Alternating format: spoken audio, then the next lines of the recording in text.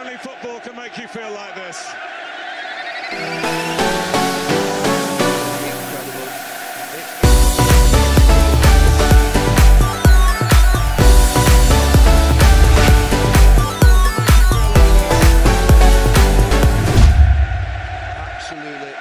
Mahoro mwese, nje ngaha nk'umukuru w'umugwi wa club ya basketball yitwa GIGA Basketball Club, ikaba izoserukira intara ya Muyinga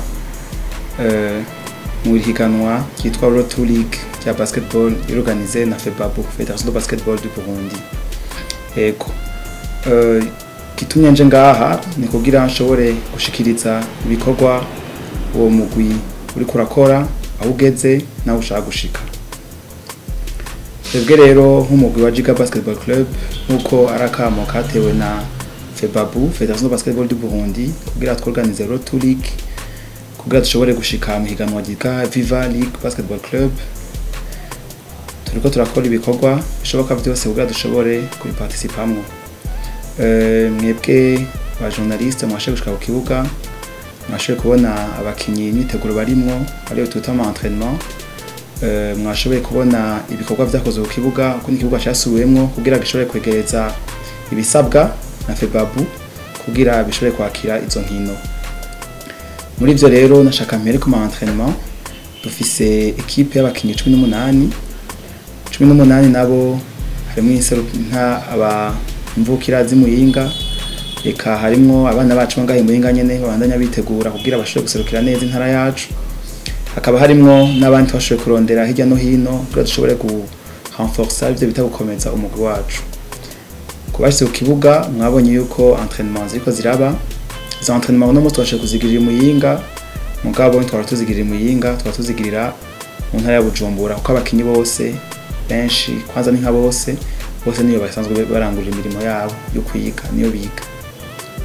Rero turagira ka entraînement ku Bujumbura, mwafise utu video muraza baratubona Bujumbura ariko baritegura aho bakironka nk'ibibuga bagakinirako, bakaja kwikoreje kwiruka, hama bakaronka n'organisation hari Bujumbura nyene kugira shobora ma récupération na ma frais de déplacement.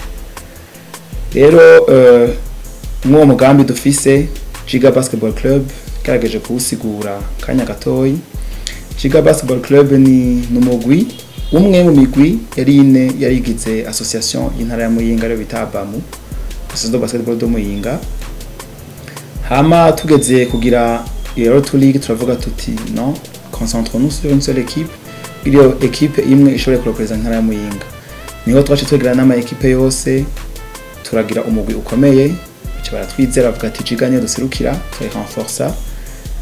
Rero kubabwira ko Muyinga yose nyuma yacu, souvent ngo umugwi gusa nyuma yacu, Muyinga yose nyuma yacu, bampera kuri administration baza gufata ibintu bitagira uko bingana, hahera kuba president bayo ma club yandi nabo nyene hacu bari kwatanga ko batari kwaragira kugira tubandanye badufasha supporta gashobore guserukira neza intara ya Muyinga. Hama ntibagiye cyane abanyamuyinga, imvukira za Muyinga bari ngahi Muyinga, ucako kababwira ati abakinyi barakeneye amata, abakinyi barakeneye ikirato, bakitaba, abakinyi barakeneye kugira entraînement ma condition meza bakadufasha. Tutibagiye cyane na diaspora, abanyamuyinga bari hanze y'igihugu, abanyamuyinga bari Bujumbura, bon c'est diaspora mbwa abanyamuyinga bari Bujumbura, abanyamuyinga bari mu ntara zose z'igihugu, niyo diaspora ndiko ndababwira babandanya badutera intege, badurungikira ico twoshobora gufashisha abo bakinyi, badufasha kugira dushobore gushika ku mugambi twihaye. Rero ngerageje gusubiza kwibutsa calendrier, tuzokina na Kirundo ejo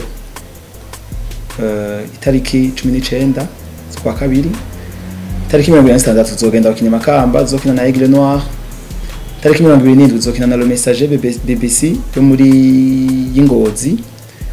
Hama tubandanye gutyo tuzokwakira Cankuzo itariki zikurikira, duheze dukine na Kayanza n'Imbeya z'Igitega. Urumva urugendo rurerure turimo tuko turakora. Nafasha akanya kugira mandanye mpamagarira abantu bose badukunda dufise ku mutima, abanyamuyinga muzoze kurabwo rukino uzobejo d'abord, hama mandanye mudufata mu bonko ko mubandanye. Hama mandanye nshimira bivuye ku mutima abantu bose bitanga, aba president ma club, l'administration, abanyamuyinga ndandanye do supporta mwebwe abajournaliste madanya mutukurikira aho turi hose kugira mushobore gutanga inkuru mushobore kubishikiriza abadukurikirana abadukunda abanywanyi b'umupira wa basket haba nkabandanya ndabemera yuko tuzazogira kugira intara ya Muyinga mu mikino yerekane ko ari intara ishoboye kandi ishobora gushikana kure mu mukino wa basketball club. Murakoze cyane, Imana ibahezagire.